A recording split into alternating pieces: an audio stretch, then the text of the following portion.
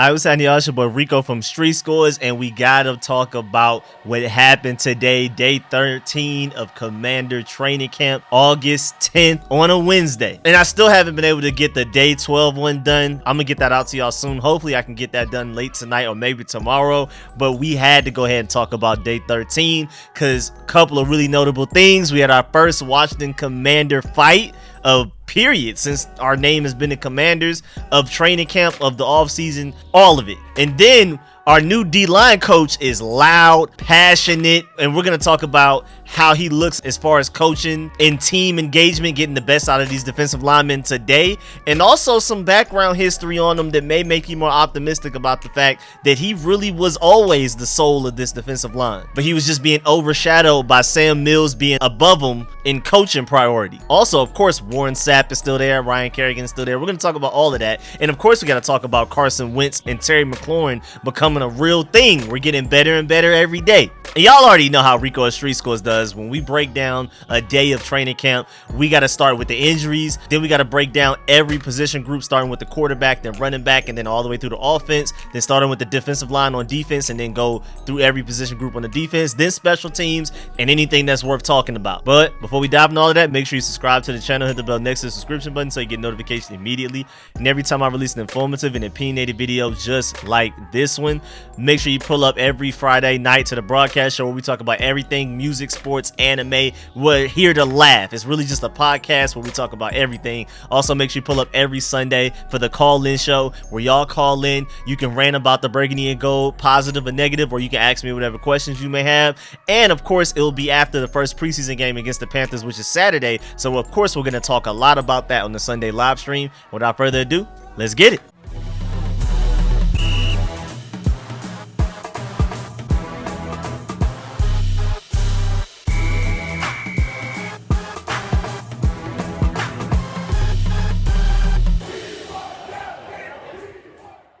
All right, so first of all, today was no pads for the Commanders. Yesterday, again, I'm gonna have to work on that video a little bit later, trying to get that out to y'all late tonight or maybe tomorrow. But today was no pads, only helmets, jerseys, and shorts. Yesterday was padded. Also, whenever I know who's the first player to go out into the practice field for any given day, I'm gonna give it to y'all. Today was Taylor Heinicke, and then Sam Howell was second less than a minute later. I know that doesn't really matter, but I like updating that. It was always Jaquez Ezzard. Then he got waived with an injury designation. It's been Taylor Heinicke since, and then Sam Howell was second. And before we dive into the injuries, well, let's go ahead and talk about the fight because I'm pretty sure that may be why a lot of y'all are here.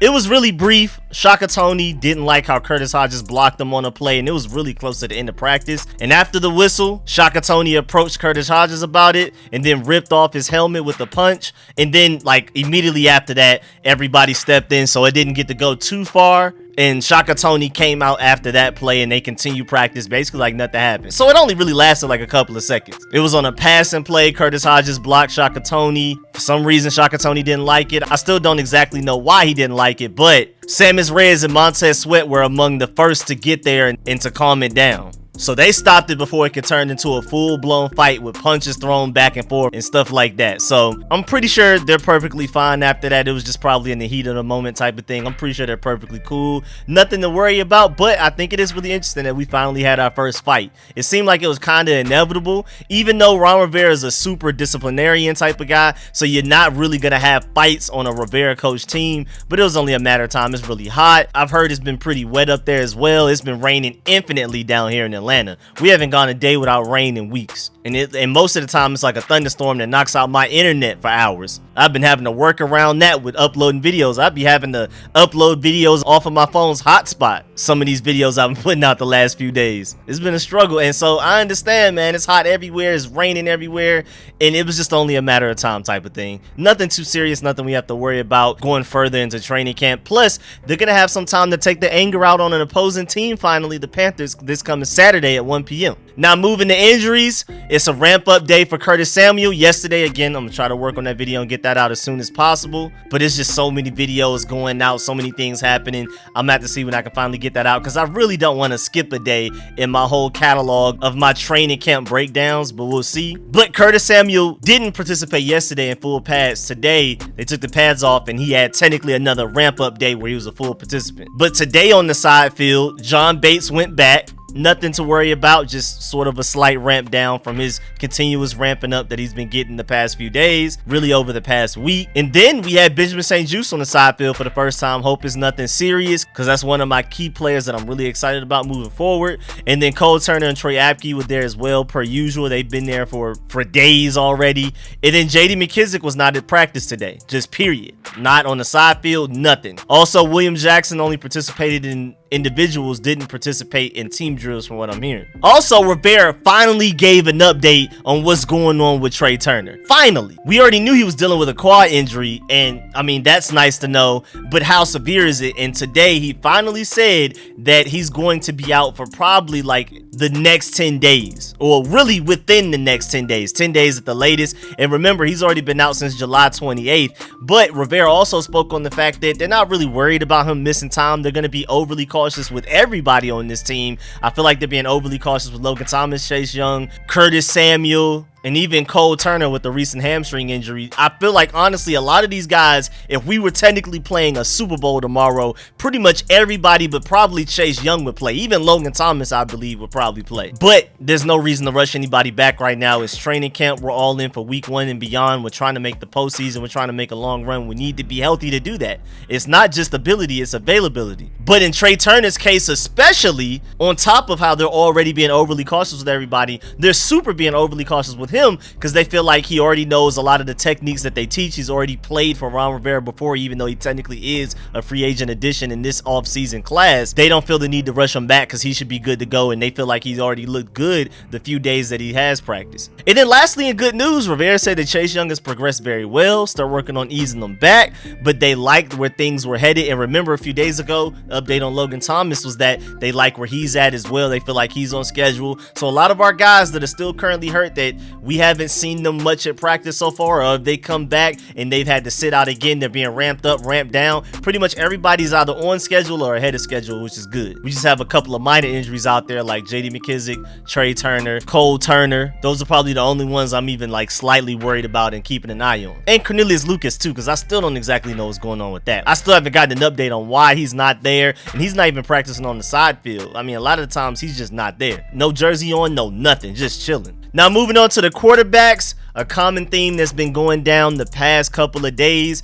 ever since after that Saturday practice where he was extremely inconsistent. It was the full Carson Wentz experience. Great plays, but also really ridiculous misses on easy passes. But now he's starting to gain some chemistry with Terry McLaurin, most importantly. But just overall, he's starting to become more accurate in practice. He's definitely had better practices these past few days ever since after that Saturday practice at FedEx Field. When they're in 7-on-7s, 9-on-9s, 11-on-11s, Carson Wentz has been way better. And again, most importantly, he's starting to gain some chemistry with Terry McLaurin, because it seemed like he already had chemistry with Jahan Dotson and Cole Turner to the point where it looked like they've already been on a team together for years. But Terry McLaurin, who wasn't here for mini camps or OTAs, Carson Wentz seemed to be struggling to finally get some chemistry with them and to get on the same page, and now they're starting to get there. It's not perfect yet, but it's definitely way better than it was up until the point of that Saturday night practice. And there was even a period of 7-on-7s where he went 3 of 6, but 2 were completely just dropped by Curtis Samuel and Antonio Gibson. They were right there where they needed to be, right on the numbers, and those guys dropped it. And then the other one was just a really good pass breakup by Danny Johnson, so I'm not worried about it. Should have been at least 5 for 6 in that drill. And then also he had a really good deep completion to Terry McLaurin in 11-on-11s,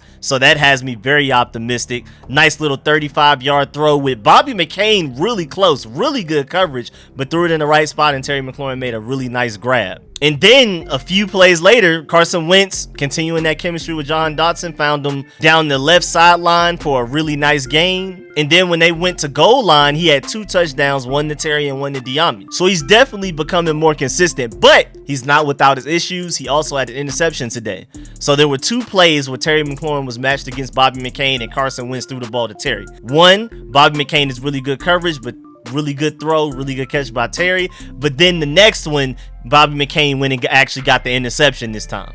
And that's Carson Wentz's first pick since the one that he had Monday with the 3 interceptions last week. And from what I'm hearing from everybody that was there, that was more so a great play by Bobby McCain than a bad play by Carson Wentz. But either way, we don't want you throwing interceptions. So he has to take some credit for how bad the throw was. But it was definitely one of those where it's not like, what are you doing, Carson Wentz? It was more so like a, okay, Bobby McCain, I see you type of play. Also, I loved what the Commanders did today with Sam Howell. Normally, really all the way up until this point, up until today, it's always been first team versus first team, second team versus second team, third team versus third team, and so on and so forth. But today, they had the third team with Sam Howell go against the first team defense. And it was like the whole third team offense. It wasn't just Sam Howell from the third team. It was third team receivers and everything. And he even had a nice throw to Kyrie Mcgowan again against the first team defense. So I'm really happy about that. Go ahead and ramp him up, make the competition more difficult for him, because I want to see Sam Howell develop. He's already ahead of schedule. Again, I'm going to keep saying it every video that I do when I talk about Sam Howell. I still don't necessarily believe he's ready to play right now, but he's easily more talented than Taylor Heinicke, even just outside of arm strength. So once he catches up mentally, it's over with. And again, like I'm going to keep saying, he's way further ahead in his development than I expected, than the Commanders coaches expected, even Ron Rivera and Scott Turner. Again, he's still not ready, but he's way further ahead in development than I expected. I mean, he's already going through his reads and hitting the right guy, his third read on the play and things like that. I didn't think he would already be on the stuff like that, and he's more accurate than I thought he would already be. So I'm really happy that we're challenging him and making him play against the first team defense. I really like that, and I can't wait to see what he does in this preseason game coming up. He's easily one of the 5 players I'm most excited about watching in this preseason. And then at the end of practice, Sam Howell also got in some extra practice reps, so I'm really happy about that. Working hard, practice over, and he's staying after practice to continue to throw and work on his accuracy and things like that. Then running back wise, not a lot of news, but I like the fact that the running backs were working on cut blocks today. It was a thing that both the running backs and the tight ends were working on, a bunch of cut block drills for both of those groups. And I just like the fact that we're working on every little thing. First of all, again, Randy Jordan is our most creative positional coach as far as creating drills for his position group. And so they've literally done everything. I mean, they've had obstacle courses, they have specific drills literally for fumbling, and now they're working on cut blocks, and I love it. But on top of all of that, Antonio Gibson was better today. He had one drop straight to his chest, but it wasn't as bad as other days where he's just completely dropping everything. But today he did have a really good, impressive grab that looked like the receiver Antonio Gibson. It was a 7-on-7 drill. Antonio Gibson came flying out of the backfield. He cut right in front of a linebacker, and then he had to go really low to somehow bring the pass in. And so we still need him to work on the easy stuff and not dropping the ones that go straight to his chest. But it's really impressive that he made that very difficult catch, and it does make me a little bit more optimistic. But still, fumbles and passes going straight to his chest, he definitely needs to work on those. And then wide receiver wise, again, like I spoke about with Carson Wentz, finally getting a lot of chemistry with Terry McLaurin. And of course, Terry McLaurin made his fair share of plays today. And like I mentioned earlier, there was one play against Bobby McCain where he got the best of him, and then there was one play later against Bobby McCain where Bobby McCain won and got the interception. And then like I mentioned earlier, Jahan Dotson's always open, and Carson Wentz is able to find him. He just does nothing but making plays. But also, one thing that doesn't necessarily concern what was going on during practice, it's really noteworthy that Jahan Dotson is literally becoming like a celebrity for the team. Just today alone, he was at the podium for his press conference answering a bunch of questions. Of course, he stayed after to sign autographs, and at the end of the video, we're going to talk about a lot of the guys that signed some of the most autographs. I like talking about that, especially guys like Chase Young that isn't even practicing. He's always taking his time to stay for like an hour after practice signing autographs. I really appreciate it. But then on top of all of that, he did something with like the jug machine with a famous TikToker and just all kinds of stuff. Like, he's literally like one of the celebrities. Granted, he is a first round pick, so it makes sense, but with all of these other stars already on the team, all of these leaders like Jonathan Allen, Chase Young, Terry McLaurin, and I mean Carson Wentz at quarterback, even though he's relatively new, Jahan Dotson's even newer than him. So, but hey, he does have a bright personality, so I love to hear it and I love to see it. Also, speaking of his press conference, when he was at the podium, he said that the intermediate stuff is where he feels like him and Carson Wentz have their best chemistry right now.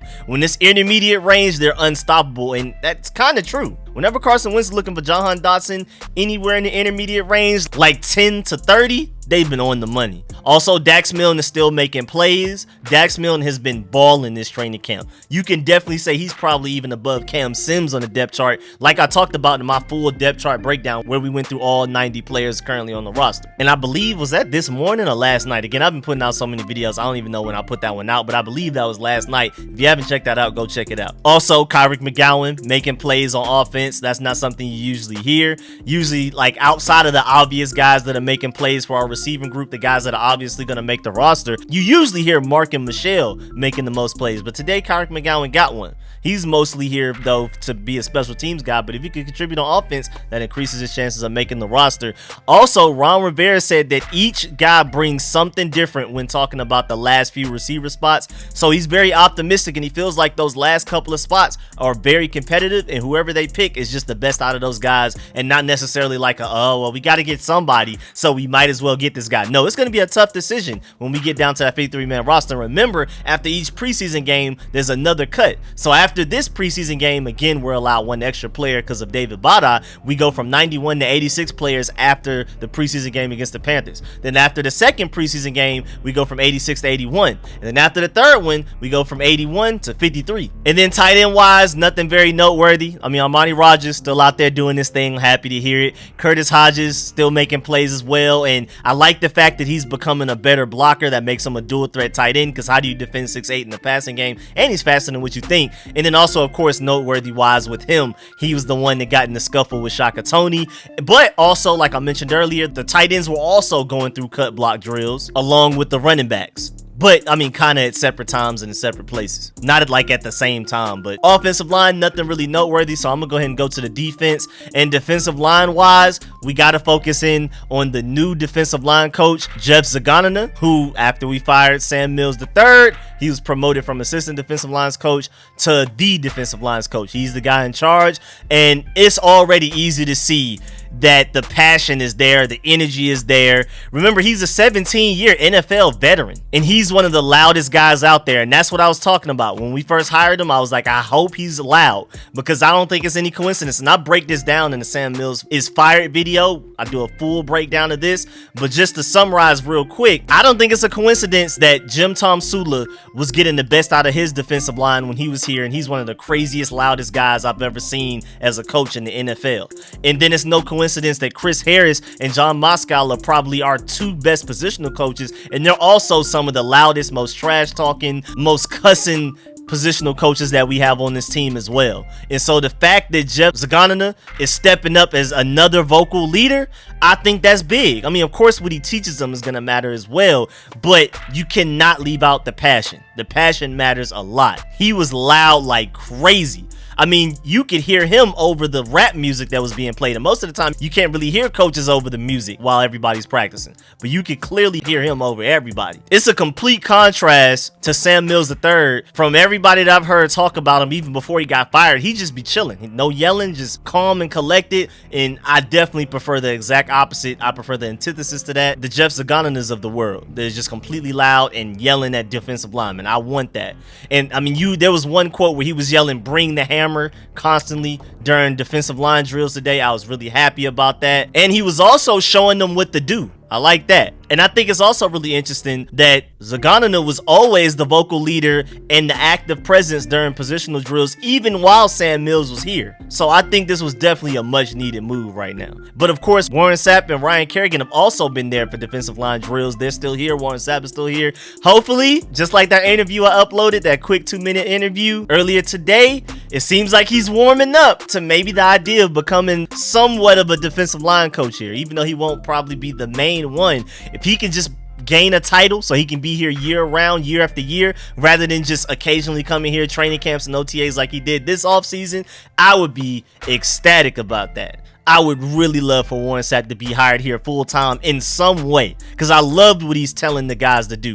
It was the exact opposite of what Sam Mills has been telling our guys to do. So we kind of saw the writing on the wall for Sam Mills a long time ago. I mean, it's already been years that we've been hearing that the defensive linemen already didn't like Sam Mills III. But then when Warren Sapp came here for mini camps, he was directly preaching for the defensive line to do the exact opposite of what Sam Mills had been teaching them. And I'm pretty sure that may have actually led up to like a big argument with him being overcut like that, and that's probably why Sam Mills literally got fired yesterday. It was probably something that was been building up, but then it was probably like an exact argument or a specific event that happened probably yesterday or the day before that led to him getting fired. And I wouldn't be surprised if Warren Sapp was part of it. And then Ryan Kerrigan is also there helping with the defensive line drills as well, giving his 2 cents wherever he can. And I love the fact that those two guys are around. And then even when guys are down, they're not specifically doing the drill, they're just chopping it up with Warren Sapp and getting whatever advice they can get. They're constantly talking to him. Jonathan Allen and Daron Payne mostly literally just talking to Warren Sapp whenever there's any downtime. When somebody else is going through a drill or when they're transitioning, they're next to Warren Sapp having a conversation with him and picking his brain. I love that. Also, Ron Rivera spoke about how the players are responding to the defensive line coaching change. He said, quote, "I think they've adapted and handled it very well. Football is a great sport, but it's also a tough business," unquote. And that's very true. Linebacker wise, nothing noteworthy, so we're going to go ahead and go to the defensive backs. And defensive back wise, as we all know, as I've been reporting for a couple of weeks now, Kendall Fuller has been one of the 5, maybe even 3 best players so far in training camp out of this entire team, offense, defense, whatever. But today, even though it was a good day overall, he had one really bad play against McLaurin where he got beat with a double move, and instead of just letting him go, he kind of like wrestled him down and threw him to the ground as Terry McLaurin was running by him. It was like a crazy hold and an obvious penalty. And maybe in an NFL game, we prefer you to do that rather than letting the guy just go for the easy touchdown. We'll take the penalty, but it's practice. Don't hurt Terry McLaurin for something stupid like that. Just let him go, man. It's over with. You had a bad play. Move on. I'm pretty sure he won't do that again. I mean, of course, a lot of offensive players were really upset and like yelling at him and everything. So yeah, Kendall Fuller, you're going to chill out on that. I really appreciate how you've looked this training camp. Really appreciate you. But Terry McLaurin, we definitely need him. Also, like I mentioned earlier, the battle between Carson Wentz and Terry McLaurin versus Bobby McCain. They got the better of Bobby McCain the first time, even though, again, I'm going to keep saying it, it was really good coverage. It was like right there. Just really good throw and a really good catch. But then the second time, Bobby McCain came for his revenge and got a really nice interception, one of the best interceptions we've seen in training camp so far. And then nothing really noteworthy from special teams, but before we get up out of here, like I mentioned earlier, just wanted to talk about how Curtis Samuel and Jahan Dotson stayed after with the fans to sign a bunch of stuff and chop it up with them for a really long time after practice. Chase Young was right there with them. Terry McLaurin's doing it after every practice as well. And so shouts out to those guys for doing that, because they really don't have to, especially staying an hour after practice to sign things. That's really dope. But these are memories that people will never forget, and I'm pretty sure they realize that. They'll never realize how much they mean to people because they're not one of them, but I love the fact that they're doing it anyway, and we really appreciate them. We have a lot of fan favorites on this team, and that's a really good thing. A lot of really good dudes, a lot of guys that were raised right, and I love it. Rivera brings culture. We can complain about Rivera not being innovative enough, but that's why you signed Scott Turner as your offensive coordinator to be your Sean McVay, your Kevin O'Connell, all of these guys that, you know, coincidentally were also on the burgundy and gold at one point in time. But the next level thinkers like the Andy Reeds, the creative guys, Ron Rivera is here to be a culture builder. You hire Scott Turner, and eventually if Jack Del Rio doesn't work out, Chris Harris is your innovative defensive coordinator, the next guy up, the young genius, the creative, innovative guy that a lot of us have been begging for. Again, Ron Rivera is here for culture. He's not going to necessarily bring you those things, and I'm happy to finally see him opening up and finally ending long-term relationships with guys like Sam Mills when it's better for the team. But at the end of the day, he's the culture guy. This organization as a whole is just a better organization. It feels better. It looks better. We look better. I'm excited. But yeah, man, that's the end of this video. Please get in the comment section. Let me know how you feel about everything discussed in this video. Please leave a like if you liked it, if you learned anything. And as always, man, I appreciate all of the support, man. Shouts out to all of my sponsors, especially my Pro Bowl sponsors. Your name is scrolling on the screen right now. I'm going to catch y'all later. I'm out.